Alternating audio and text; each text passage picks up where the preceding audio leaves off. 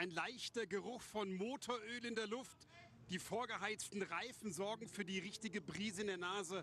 Und wir sind in der Eifel. Es ist ADAC 24 Stunden Qualifying-Zeit. Und wir freuen uns ganz besonders drauf, dass Sie dabei sind, dass wir gemeinsam an den nächsten 2 Tagen für richtig viel Rennaction in der Eifel sorgen werden. Ja, das 24 Stunden Qualifiers. Ich glaube, mich kennt man mittlerweile, wenn man den Kanal eingeschaltet hat. Weil die junge Lady neben mir, die ist neu bei uns im Team. Welcome. Herzlich willkommen in der Eifel. Hallo Leute, ich grüße euch hier neben dem Master of Moderation. Mein Name ist Meltem und ich unterstütze heute den lieben Patrick und greife ihm so ein bisschen unter die Arme. Weil ich habe gehört, da muss man mal frischen Wind reinbringen und das ist heute meine Aufgabe. Wir sind mal gespannt, wie schnell der kleine Tornado neben mir die Boxengasse hoch und runter unsicher machen kann. Aber wir haben, um einfach auch zu den nackten Fakten zu kommen, 128 Autos, die heute Morgen schon ins Qualifying hineingegangen sind. 124 haben sich qualifiziert, zweimal Audi in der ersten Startreihe. Das war nach den ersten Metern. Also es ist nur ein Vorgeschmack für das, was uns heute, was uns morgen erwartet. Und natürlich zum großen Highlight des 24-Stunden-Rennen. Dann hier in ein paar Wochen, wenn die Eifel, wenn die grüne Hölle richtig am Leben ist. Meltem, was erwartest du denn von dem größten Autorennen der Welt? Also ich muss echt sagen, ein Rennen mit so vielen Klassen auf einer Strecke gibt es nur hier. Und ich darf ein Teil davon sein, mit euch zusammen das Ganze begleiten. Also ich bin unfassbar gespannt. Das heißt ja jetzt noch nichts. Das heißt, morgen ist auch nochmal Qualifiers und dann geht es ja am 1. und 2. Juni richtig zur Sache. Also wir sind gespannt, würde ich sagen. Wir sind gespannt und nicht nur wir sind gespannt, sondern natürlich auch. Yeah, good afternoon, John, and everyone else. Yes, indeed, and for the first time ever, John, the N24 qualifiers now count towards that championship, which is it's NLS it's called now, but it is still organised by VLN. I think with some of the older schools still call it to VLN, which is great for the first time. And I've always thought it a little bit of a misnomer, as you think of, John, calling it when they didn't actually count for anything. It's just sort of get your eye in, isn't it? Sort of staying match fit, ready for that big race in May.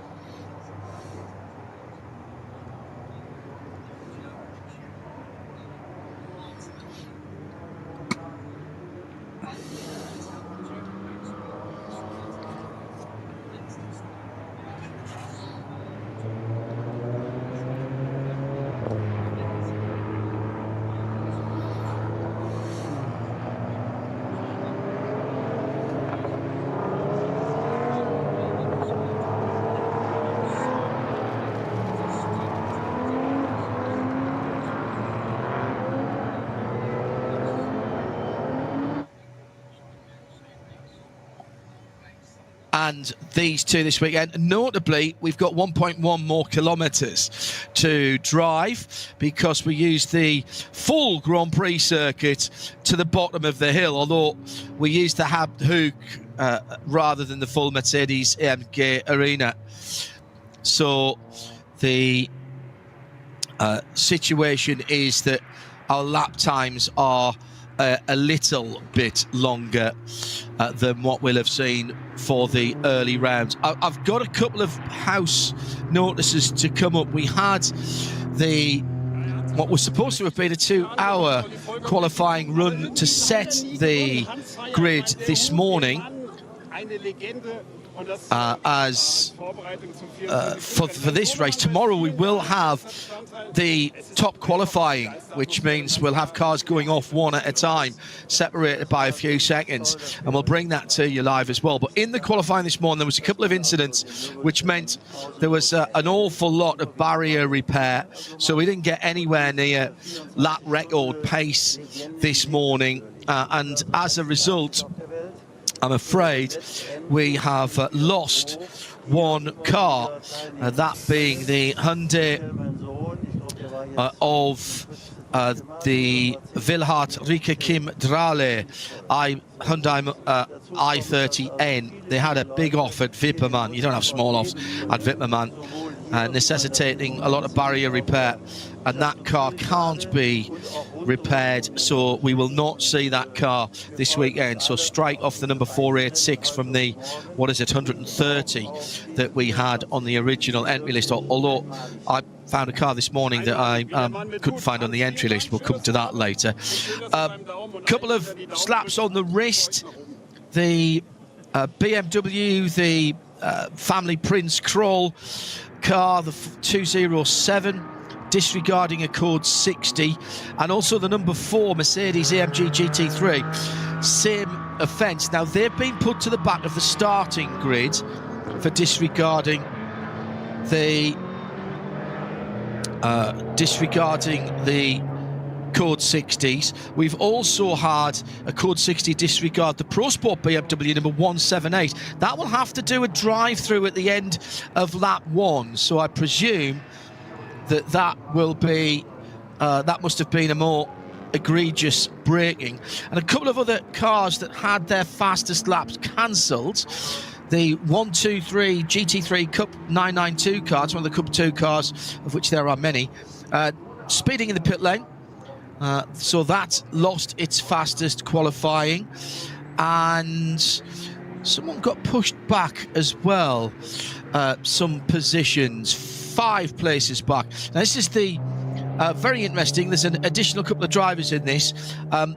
In the number 55 KTM Crossboard GT2, which was quickest in its class. I think it might be the only car in that class actually this morning, and that has got Sebastian Vettel's brother in it, who has driven here before, of course. He drove for Get Speed, if I'm not mistaken. So they've been pushed 5 positions back.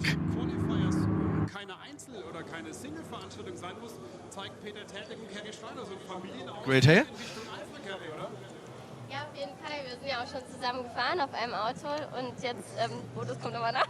Ja, jetzt fahren wir quasi gegeneinander auf unterschiedlichen Autos, aber ja, also nicht gegeneinander. Er fährt natürlich vor mir mit dem Auto, aber ja, ihr wisst schon, was ich meine.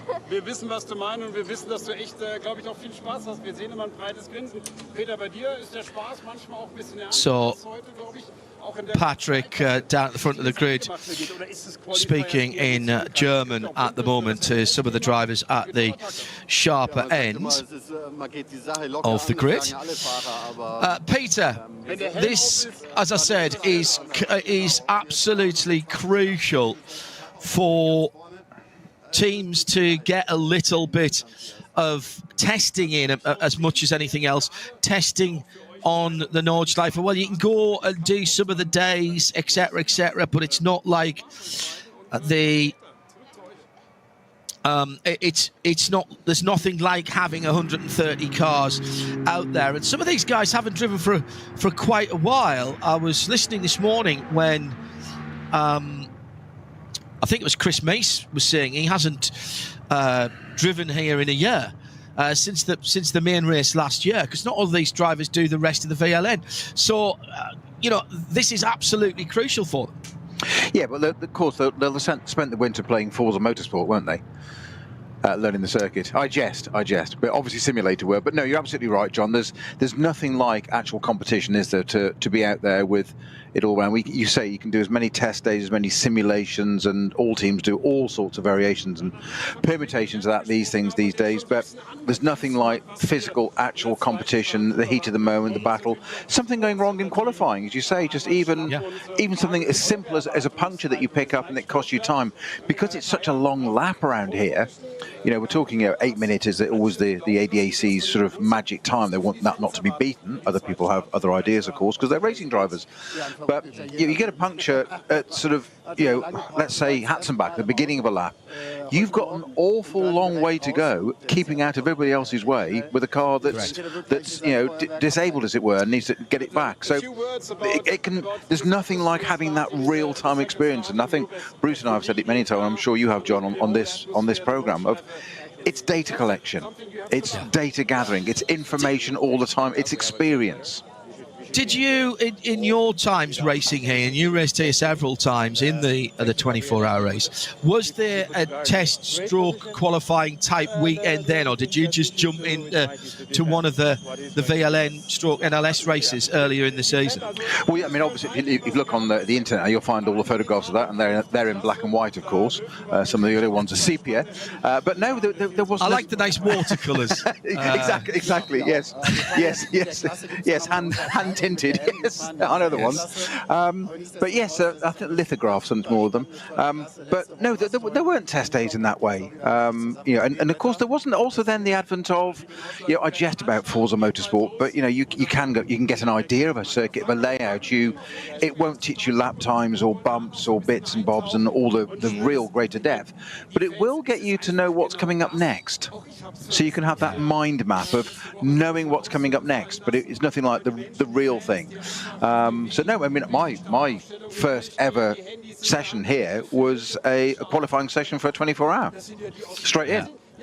It was, and bear in mind, in those days, John, it wasn't ago. We had, I believe, I can't remember the exact figure. We need to look it up, but it was over 260 cars, I think, 240 or 260 cars. The first one I went to do commentary was 2007, and there was 230 cars by the time we got round to the start. Yeah, sounds about right. And remember also, John, that in those halcyon days, and I'm going even further back when I was doing it, you'd go and qualify, and there wasn't quite the ring permit and the DMBA license you have now, but you would be allowed to start the formation lap, okay? And cars that didn't make it around the full GP circuit for whatever reason, if you were on the cusp, you got to take part in the race. And basically, where it's now... So you were sitting in the pit lane just in case? No. You went out in the field as well, at the back. And we had this once. We had an issue in qualifying, but we'd done a sufficient time, but we hadn't done enough laps, as it were. So we'd done a set of time. That was fine. So we were told we could start the formation lap at the back. And basically, when you got to what is now Sabine-Smith's curve, where you go right and go back into the pits, or left, you go onto Hatzenbach, there would be a marshal there who would have a message from radio control, race control, and it was on a radio, and he would literally point left or right as to which way you went. And Never in the world. We got to it, and he happened to point left, which meant, right, that's it, go and join, you're in the race. Otherwise, you do the formation lap and go home, have an early bath. Can you imagine that? And that's only... Yeah, okay, it is 30 years ago. I'll shut up. I'll get my coat. Yeah.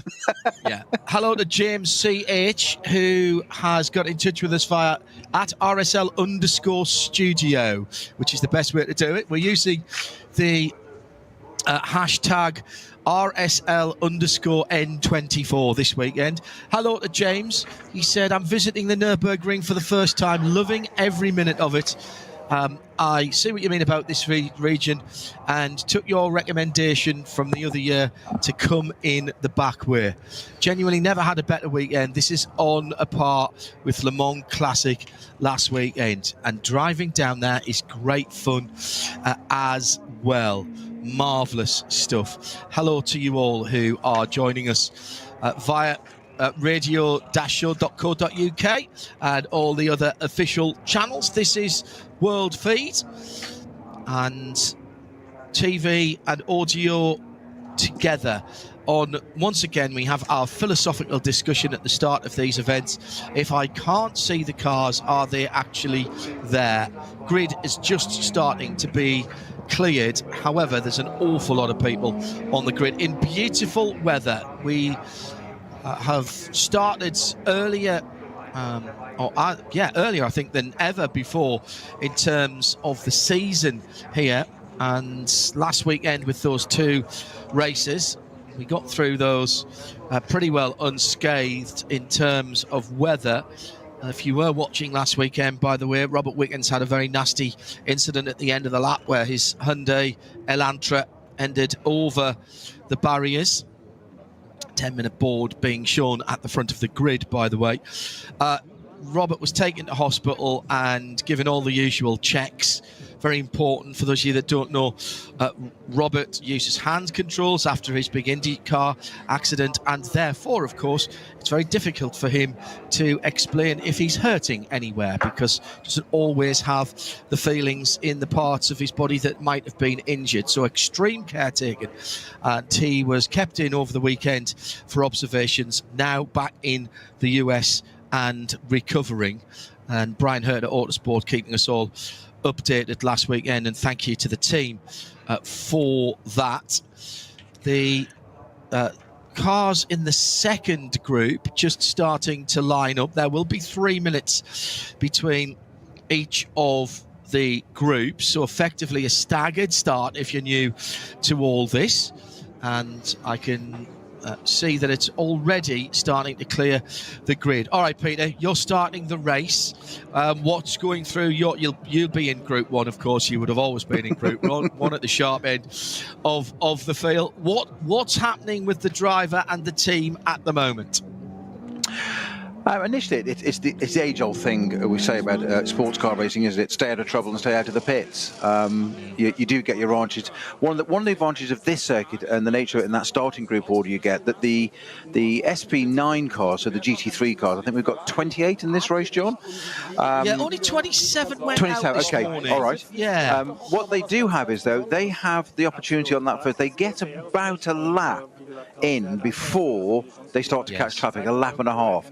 So if that is the only time they're going to get to do that. So it's that age-old balance, isn't it, John, of the driver wants to get as far up as you can. You get the opportunity on the first corner, make a good start, etc. But you're amongst your peer group for the only bit of the race. So about 10, 12 minutes, roughly, of the 4 hours, you're amongst your peer group. Everyone else is in the same position.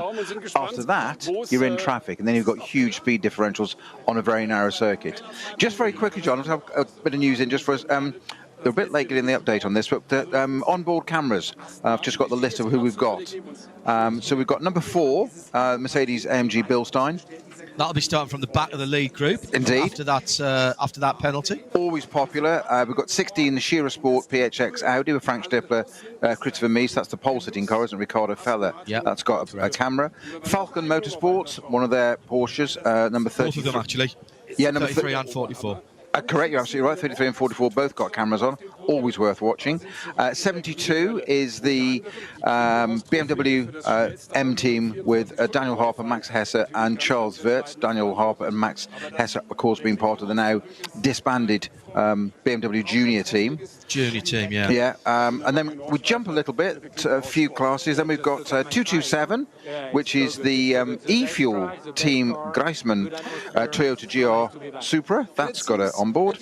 And there were just a couple more, John, which I'll just so we know what to look out for. They'll obviously spread it down the field. Did I say the Glickenhaus had one on?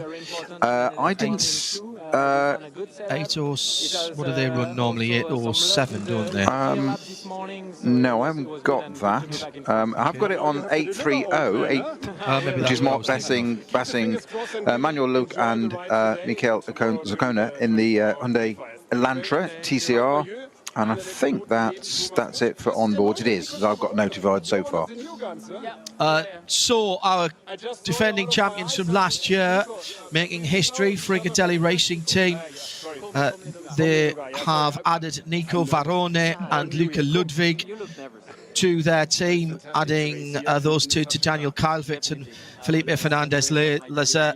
Now, it's only the latter two that are showing up on the entry list at the moment, but we're told from the team that it will be Nico and Luca Ludwig who will be running in this race. 3 BMWs, 2 from Rover Racing, 1 from BMW Team RMG. That's the one that Peter's just mentioned. Rafa Marciello coming into the number 98 BMW with Max Martin, Marco Wittmann and Sheldon von der Linde, Dries van Tor and Augusto Farfus in the 99. The guys we've mentioned in the other one. AMG, 5 factory supported entries this weekend. Haupt and Get Speed split them. Maxi Goat, Daniel Honkadea Arjun Maini and Lucas Stoltz are aboard the number 3. Maini also listed on the number 4 car with Michele Beretta, Frank Bird and Yusuf Owega. Mick Grenier and Adam Christodoulou are double-ended in the Get Speed cars. Grenier alongside Lucas Auer and Christodoulou in the 8 car with Phil Ellis and Fabian Schiller in the 9th. He's also Christodoulou also listed behind the wheel of the number 30 with Maro Engel and Jules Gounon.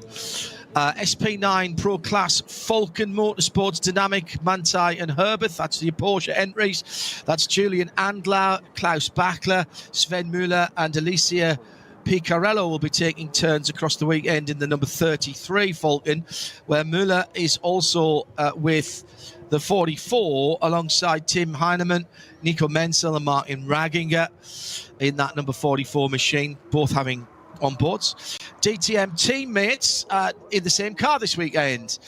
Ayan Guven and Thomas Breining are in the 911 Manthey EMA Porsche, and Herbert have got Dennis Olsen, Vincent Kolb and Robert Renard between the wheel. Now, this interesting, that's Olsen back in a Porsche, of course, although he's a factory Ford driver now, and he will be racing against some of his Ford teammates, of course, Chris Mason, Fred Favish, who are both part of the Share of Sport Phoenix lineup.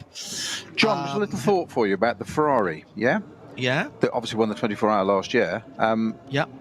It's missing, of course, David Pittard as part of that lineup, who won it last year, who's moved over to the number 34 Aston Martin Vantage, the new GT3 Evo. Now, Trinity Solutions and Valkenhorst running that car. The driver lineup in that, John, Christian Krones, Jakob Gmesiak, David Pittard, Nicky Team. Yeah, now, is that, I would have got strong... to that. I was going sorry, through my all apologies. the Sorry, I was just relating to the Ferrari bit, but what a lineup there. And there's a little project that David Pittard, he very kindly sent me a voice note from the paddock last night, can you believe? Saying he would do, then apologised for doing it late and forgetting. And he's got a little project called Back to Back. Go and figure out what that might be. Okay. 2 different cars. It's Chris Haase and Dennis Marshall behind the wheel of the number 15 Audi. Mies also listed in the 16 with Frank Stippler and Ricardo Feller. 5 Aston Martin entries. The one that Pete's just mentioned is the 34. That is an Evo, so that is the new shape car. That, as I would think you would say, that was their lead car. Fanatec GT World Challenge America, powered by AWS race winner Chandler Hull, is aboard the number 35. That's in the Pro-Am class. Lamborghini's got a couple of cars. Conrad Motorsport have 1 car in, as does the Abt Sports line. Kelvin von der Linde, Mark Lomapelli and Jordan Pepper, who were on the wrong side of the 0.041 of a second finish last weekend. I suspect they won't be lifting off at any stage. Lap records here. Now, this, although it's qualifying, I reckon this counts as a race. Oh, I'll just pause for a second because we have got the national anthem playing.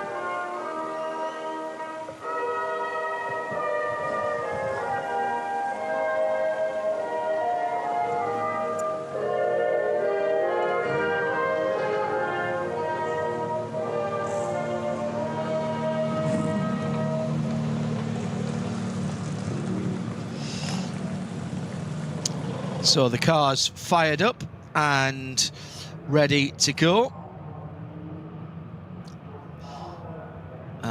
As I say, I reckon this is a race. So the lap record has stood for quite some time. I reckon this goes, and correct me if I'm wrong, if you don't mind, Peter, but as far as a lap record, I think we're still at the 8:17, aren't we? Well, it's a very good point, but there was on this one 25.378. Right, that might be the point then, because Nicky Thiem did a sub 8 minute, didn't he? In that was a qualifying in VLN, so that's 1.1 kilometres shorter. Was it? Well, didn't he do one on the last lap of the race when he crossed the line with about 30 seconds to go? And typical Nicky Thiem, rather than blending it out a bit, and he did another lap, and just to prove the point, he set the fastest lap of the race. I will check. Stand by, caller. Yeah, because I've got those listed in a different file. The only sub one that I know of is the 757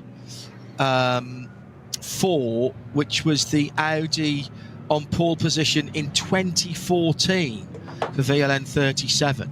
That's the only one that I've got on the official list here. okay. However, I've got Estra. Actually, it's going to be Estra, isn't it, in the McLaren, the 8 to 10.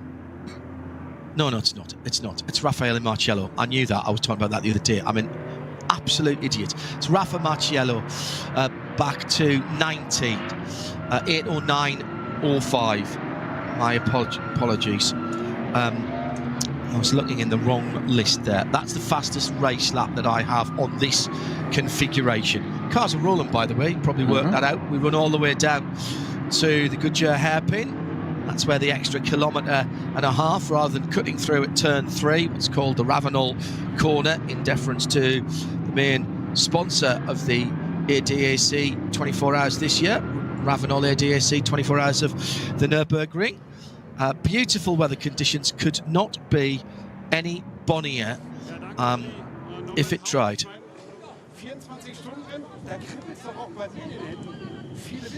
Norbert Haug down in the pit lane with Patrick Simon.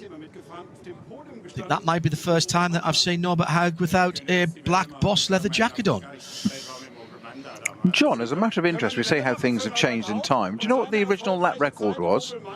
Oh, on which circuit? That's the problem. Well, the 27 to 39 original track, 1927 to 39, yeah? A day and a half. It's only 11 minutes 48. Yes, I know. Yeah, in a Bugatti Type 51, a Achille Varzi, 1931 German Grand Prix.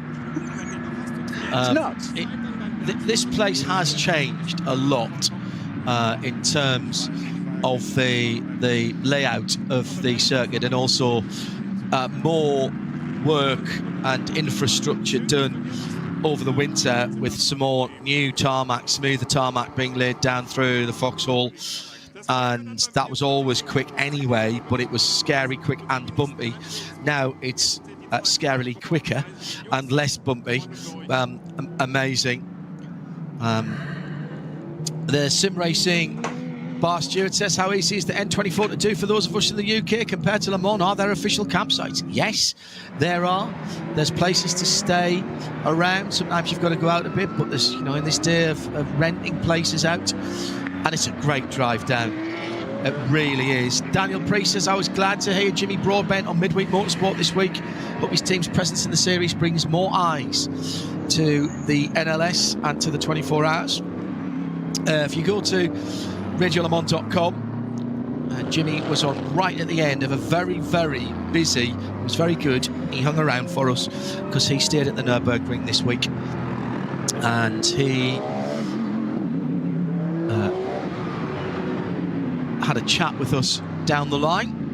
He's in car 150, which is the pole sitter in GT4, and they won last weekend with his teammate Steve with a fantastic last lap overtake in a place where you normally don't overtake, and it was Beitgewisse that he overtook as well. So very experienced driver, Steve Brown at the wheel for that.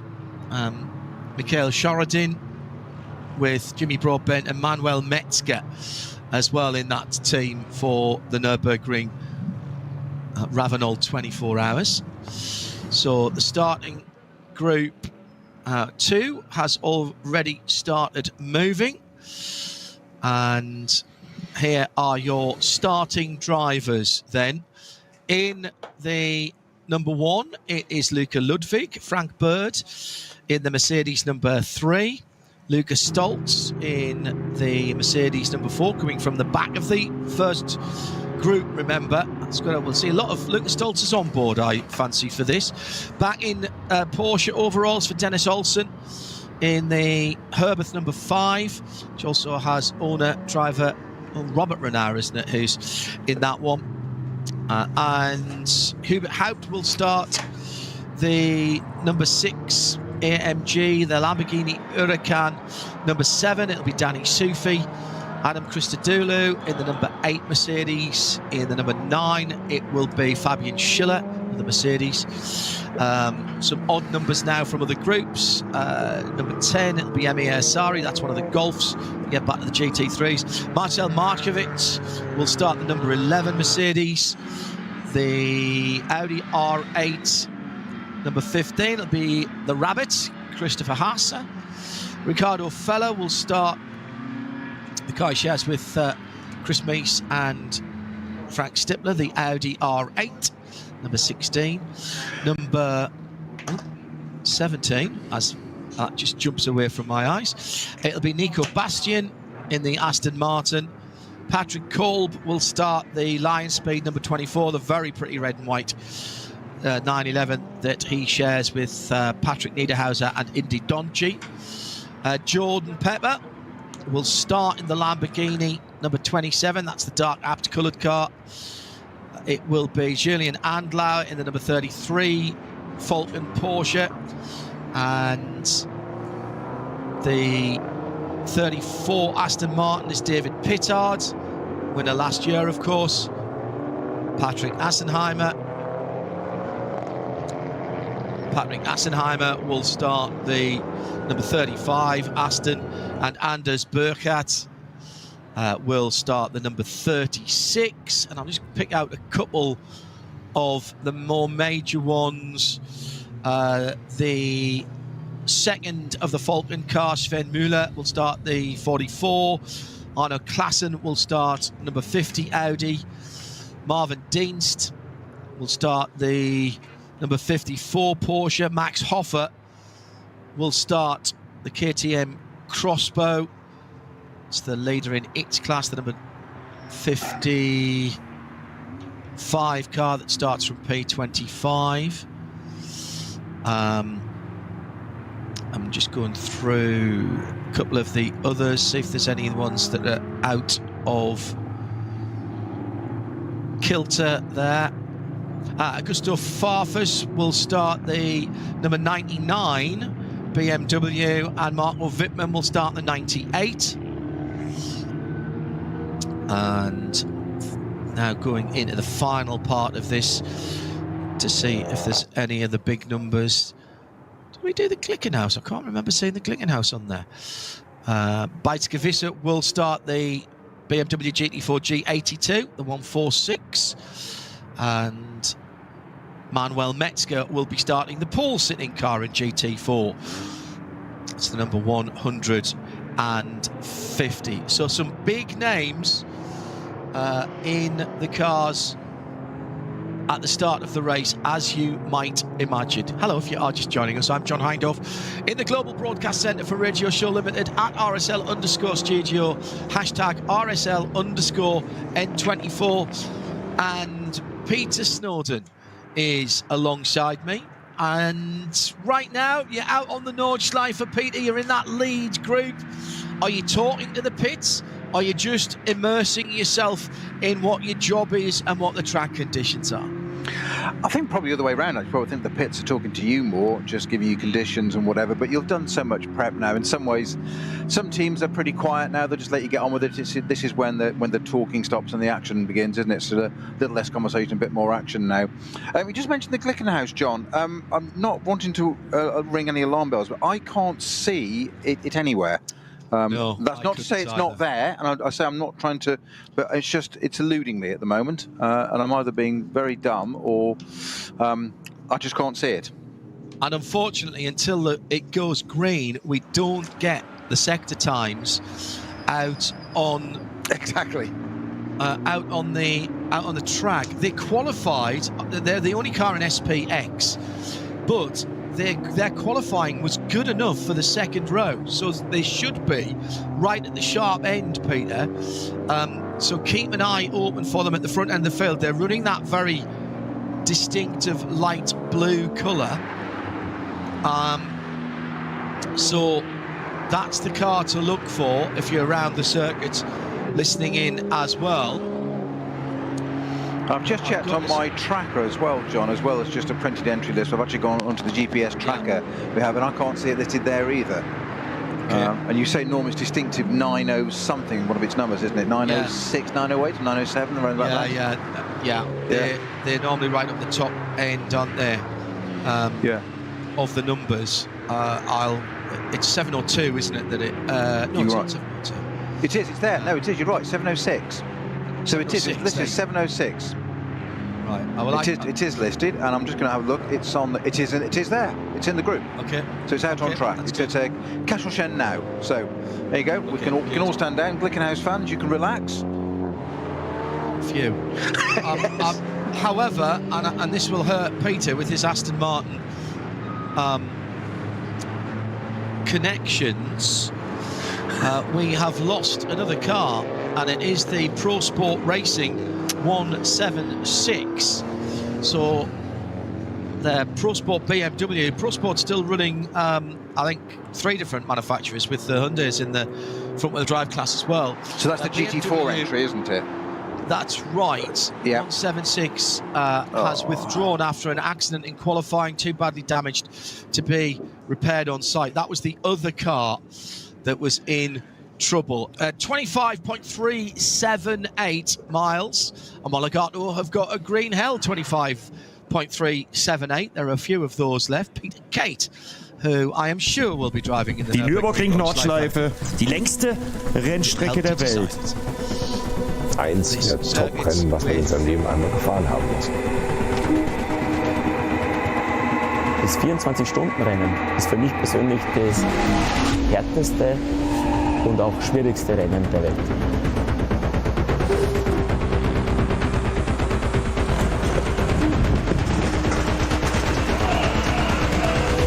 Die größte Sportveranstaltung Deutschlands. Die Hütte ist brechend voll. Das wird eine ganz große Party.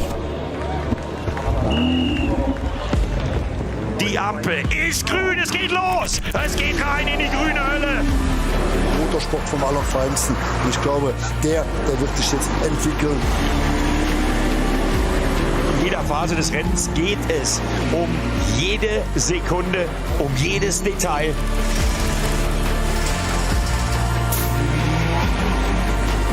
Und diese Bilder immer wieder passieren. Oh, da verliert das Auto. Achtung, der nächste Einschlag. Mann, oh Mann, oh Mann, oh Mann.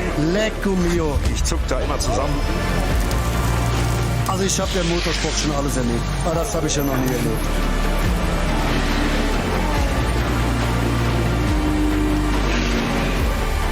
Und hier, das sind die Bilder, auf die wir gewartet haben. Das ist der absolute Hammer. Also ganz im Ernst, die Fans auf der Nürburgring-Nordschleife sind ganz, ganz, ganz besonders.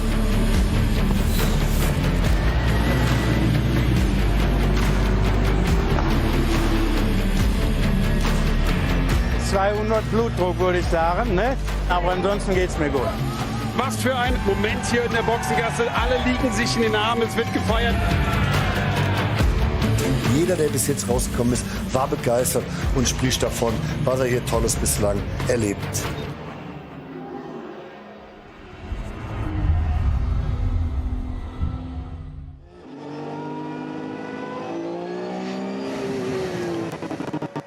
So the build-up to the 2024 Ravenol ADAC Nürburgring 24 hours is officially underway. We've had qualifying this Saturday morning, and as we come on to 5:25 in the afternoon, a 4-hour race that will take us, if not into full darkness, certainly somewhere near it.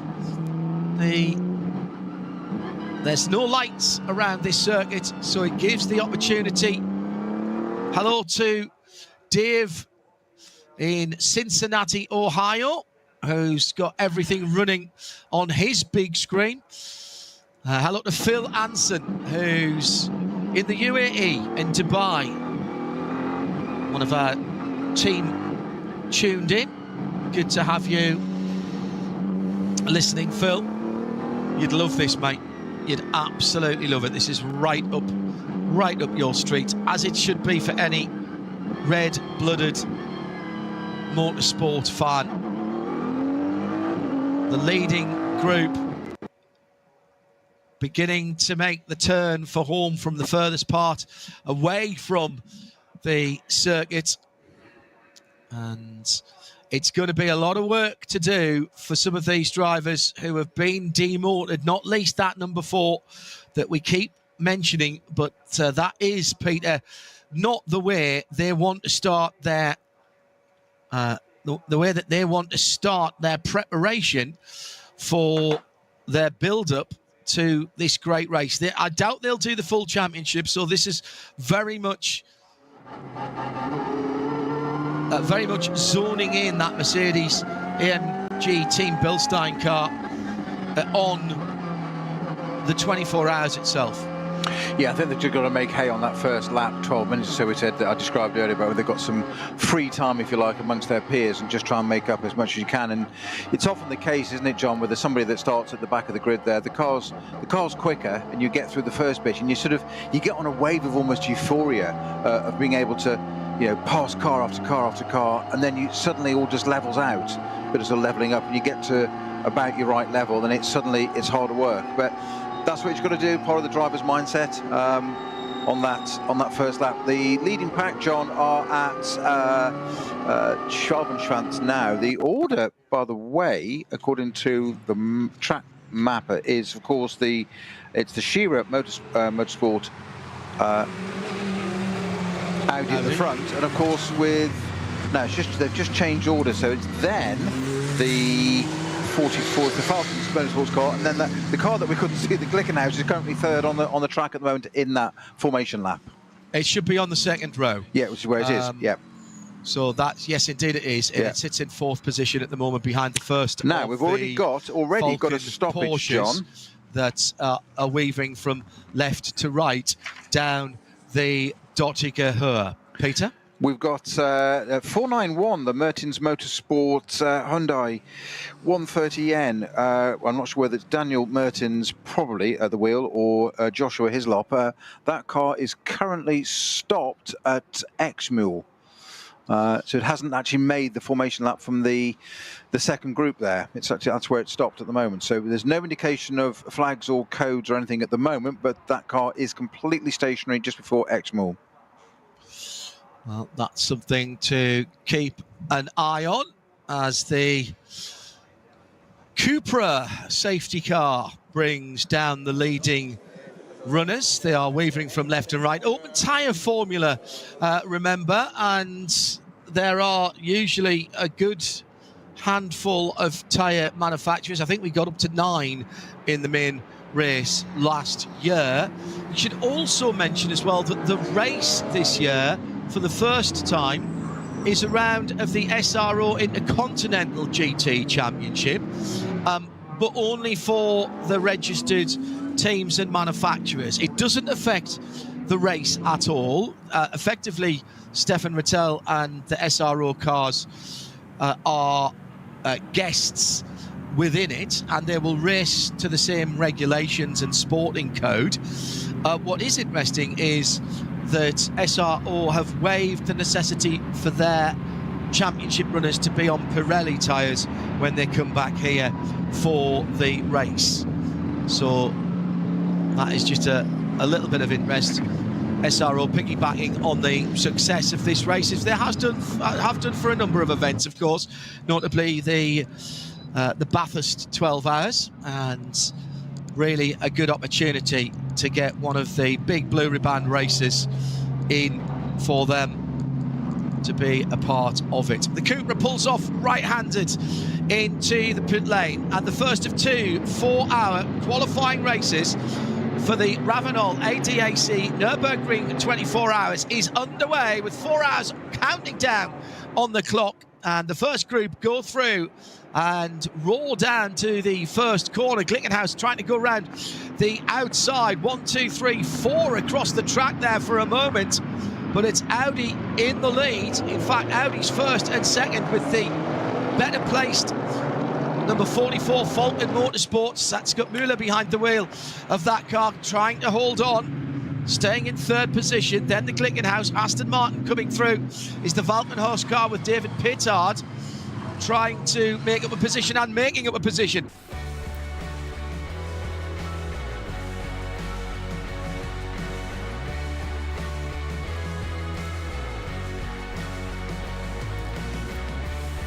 Amigos e amigas do canal A Mil por Hora com o Rodrigo Matar, mais uma vez, bom dia para quem está conosco desde manhã e para você que está chegando agora, bom dia e também bom apetite. Imagens diretas, essa maravilha de pista, Catalunha, região de Montmeló, em Barcelona.